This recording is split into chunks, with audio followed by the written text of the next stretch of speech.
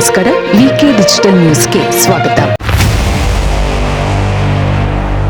ಮಳೆಯ ಕೊರತೆಯಿಂದಾಗಿ ಈಗಾಗಲೇ ಹಳೆ ಮೈಸೂರು ಭಾಗದಲ್ಲಿ ತೀವ್ರ ನೀರಿನ ಅಭಾವ ಎದುರಾಗಿದೆ. ಇದೇ ಸಂದರ್ಭದಲ್ಲಿ ತಮಿಳುನಾಡಿಗೆ ಪ್ರತಿದಿನ 3,500 ಕ್ಯೂಸೆಕ್ ಕಾವೇರಿ ನೀರು ಬಿಡುಗಡೆ ಮಾಡುವಂತೆ ಕಾವೇರಿ ನೀರು ನಿಯಂತ್ರಣ ಸಮಿತಿ ಸೂಚನೆ ನೀಡಿರುವುದು ಕಂಡುಬಂದಿದೆ.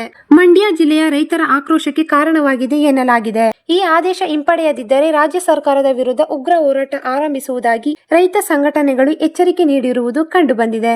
ಮಂಡ್ಯ ಜಿಲ್ಲೆಯಲ್ಲಿ ಈ ಬಾರಿ ಮಳೆಯ ಕೊರತೆಯಾಗಿದೆ. ಜಿಲ್ಲೆಯ ಹಲವು ಭಾಗಗಳಲ್ಲಿ ಕೃಷಿ ಚಟುವಟಿಕೆಗಳು ಕುಂಠಿತಗೊಂಡಿದ್ದು ಬೆಳೆಗಳು ಒಣಗುವ ಹಂತಕ್ಕೆ ತಲುಪಿದೆ. ಇಂತಹ ಸಂಕಷ್ಟದ ಪರಿಸ್ಥಿತಿಯಲ್ಲಿಯೇ ತಮಿಳುನಾಡಿಗೆ ನೀರು ಹರಿಸುವ ನಿರ್ಧಾರ ಕೈಗೊಂಡಿರುವುದು ರೈತರ ಅಸಮಾಧಾನವನ್ನು ಮತ್ತಷ್ಟು ಹೆಚ್ಚಿಸಿದೆ.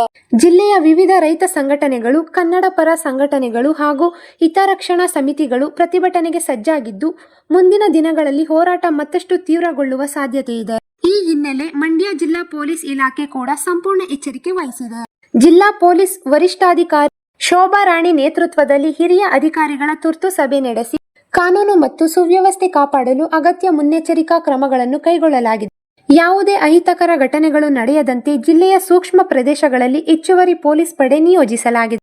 ಕೃಷ್ಣರಾಜ ಸಾಗರ ಜಲಾಶಯ, ಪ್ರಮುಖ ಸರ್ಕಾರಿ ಕಚೇರಿಗಳು ಹಾಗೂ ಪ್ರತಿಭಟನೆ ನಡೆಯುವ ಸಾಧ್ಯತೆ ಇರುವ ಸ್ಥಳಗಳಲ್ಲಿ ಭದ್ರತೆಯನ್ನು ಬಿಗಿಗೊಳಿಸಲಾಗಿದೆ ಎಂದು ವರದಿಗಳು ತಿಳಿಸಿವೆ. ಪ್ರತಿಭಟನೆಗಳು ಶಾಂತಿಯುತವಾಗಿ ನಡೆಯಲು ಅವಕಾಶ ನೀಡುವ ಜೊತೆಗೆ ಸಾರ್ವಜನಿಕ ಆಸ್ತಿ-ಪಾಸ್ತಿಗೆ ಹಾನಿಯಾಗದಂತೆ ಪೊಲೀಸರು ಕಟ್ಟುನಿಟ್ಟಿನ ನಿಗಾ ವಹಿಸಿದ್ದಾರೆ ಎನ್ನಲಾಗಿದೆ. ಕೆಆರ್ಎಸ್ ಜಲಾಶಯದಲ್ಲಿ ಬಳಕೆಗೆ ಲಭ್ಯವಿರುವ ನೀರಿನ ಪ್ರಮಾಣ ಕೇವಲ 12 ಟಿಎಂಸಿ ಮಾತ್ರ ಇದೆ ಎನ್ನಲಾಗಿದೆ.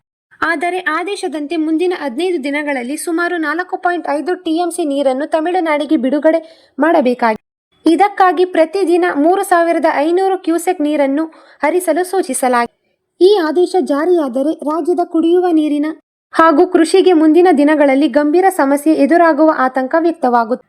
ನಿನ್ನೆಯಿಂದಲೇ ಮಂಡ್ಯ ಜಿಲ್ಲೆಯ ಹಲವೆಡೆ ರೈತರು ಪ್ರತಿಭಟನೆ ನಡೆಸುತ್ತಿದ್ದು ಇಂದು ಕೂಡ ವಿವಿಧ ತಾಲೂಕುಗಳಲ್ಲಿ ಪ್ರತಿಭಟನೆಗಳು ಮುಂದುವರೆದಿವೆ. ಸರ್ಕಾರ ಮುಂದಿನ ದಿನಗಳಲ್ಲಿ ಯಾವ ನಿರ್ಧಾರ ಕೈಗೊಳ್ಳುತ್ತದೆ ಎಂಬುದರ ಮೇಲೆ ಹೋರಾಟದ ರೂಪುರೇಷೆ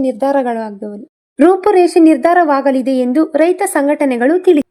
ಒಂದು ವೇಳೆ ರಾಜ್ಯ ಸರ್ಕಾರ ತಮಿಳುನಾಡಿಗೆ ನೀರು ಬಿಡುಗಡೆ ಮಾಡಿದರೆ ಜಿಲ್ಲೆಯ ಮತ್ತೊಂದು ಕಾವೇರಿ ಹೋರಾಟ ಉಗ್ರ ಸ್ವರೂಪ ಪಡೆಯುವ ಸಾಧ್ಯತೆ. ಇದು ಈವರೆಗಿನ ಸುದ್ದಿಗಳು.